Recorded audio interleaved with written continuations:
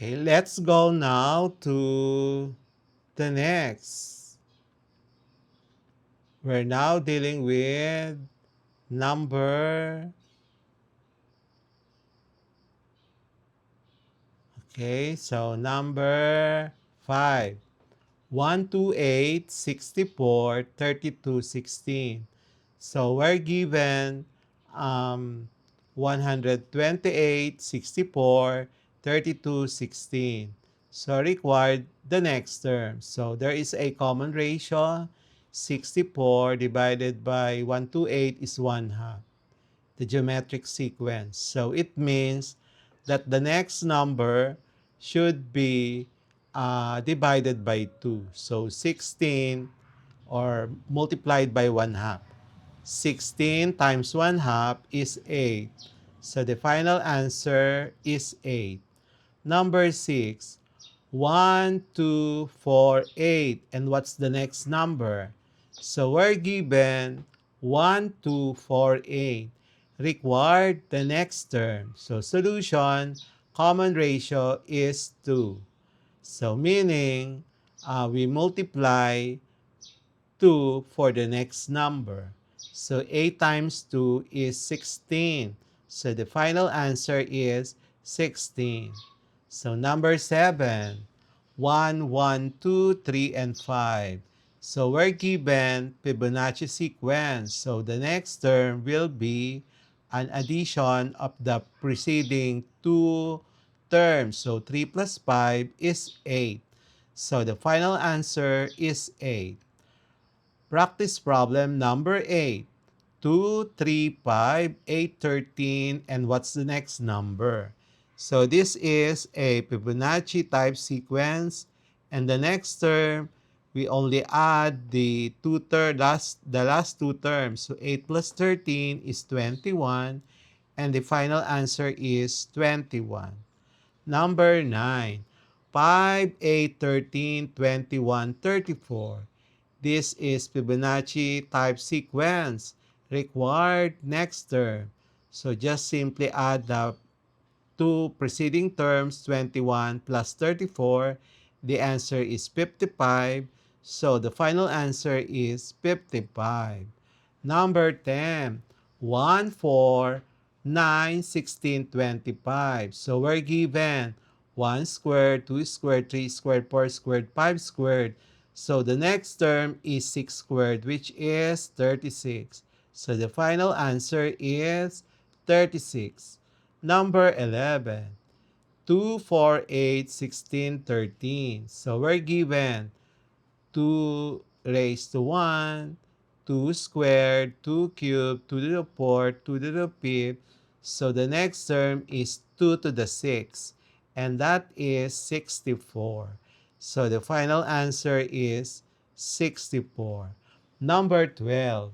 1, 3, 6, 10, 15. This is a triangular number. T1 is 1, T2 is 3, T3 is 6, T4 is 10, T5 is 15. So the next term will be 21. So the answer is 21.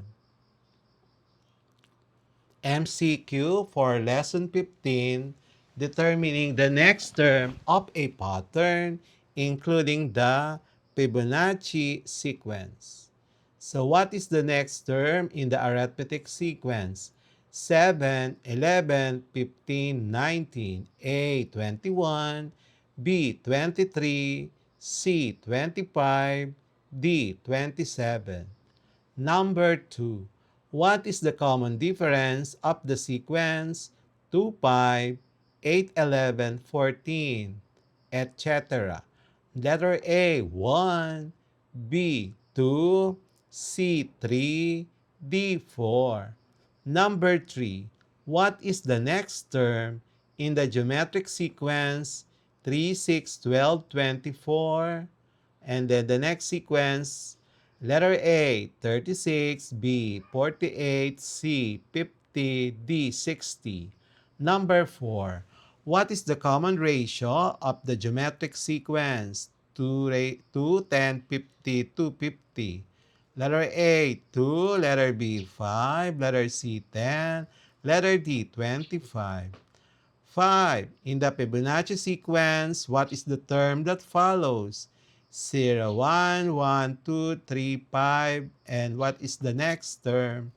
A, 7, B, 8, C, 9, D, 10. Number 6. Which of the following represents the Fibonacci rule? A.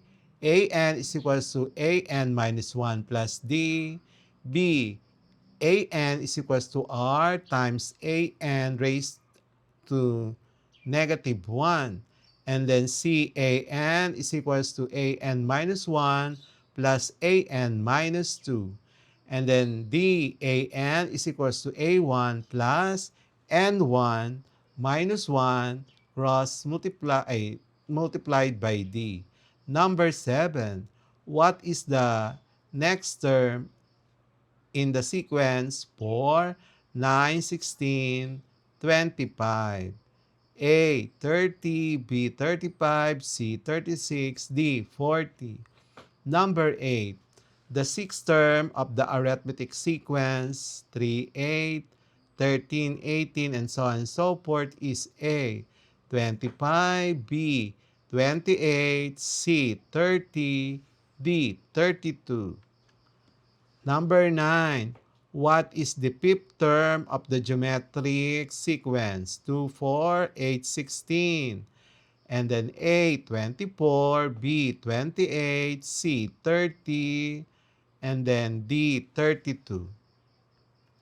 Number 10. Which sequence is a Fibonacci sequence? Letter A, 1, 4, 7, 10, 13. B, 2, 4, 8, 16, 32. C, 1, 1, 2, 3, 5, 8. And so on and so forth. Letter D, 3, 6, 9, 12, and 15. Elliptical. Ayan. Ellipses. Answer key for lesson number 15. Please proceed to lesson number 16. The answer key for lesson 14, describing patterns by inspection in nature and art, is as follows. Number 1, B, a repeated or systematic design or sequence. Number 2, B, spiral patterns, common in nature. And then number 3B, the wings of a butterfly, symmetry in nature. Number 4B, repeated use of shapes that fit together without gaps. Tessellation is a pattern of shapes that cover a plane with no gaps or overlaps, often used in art.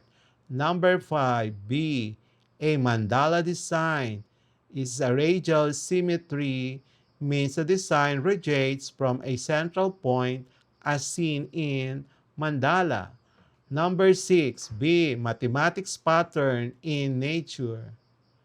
Number 7B, branching of trees with and rivers. Number 8B, repetition of lines, shapes, or forms. Number 9B, triangle and circle design on a textile. Number 10B, a butterfly's body structure. Number 11, we have B, they both show spiral patterns. Number 12, B, harmony and balance. Number 8, 13, A, tessellation. Fish scales and reptile skin form tessellation patterns where repeated shapes fit together perfectly. Number 14, B, textile weaving with floral prints. Number 15, A, symmetry and floral design. This is in Islamic art, often incorporates geometric symmetry and a floral motifs in architecture and decorations. And that's it for today's lesson here on Smile Road. If you learned something new today, Don't forget to hit that like button and share this video with your classmates. And make sure to subscribe and tap the notification bell so you'll be the first to know when a new lesson drops. This is Sir M, reminding you that learning doesn't stop after the bell rings. Keep asking, keep exploring, and always walk the road of knowledge with a smile. Smile Road, where curiosity meets discovery. See you in the next lesson. Bye bye.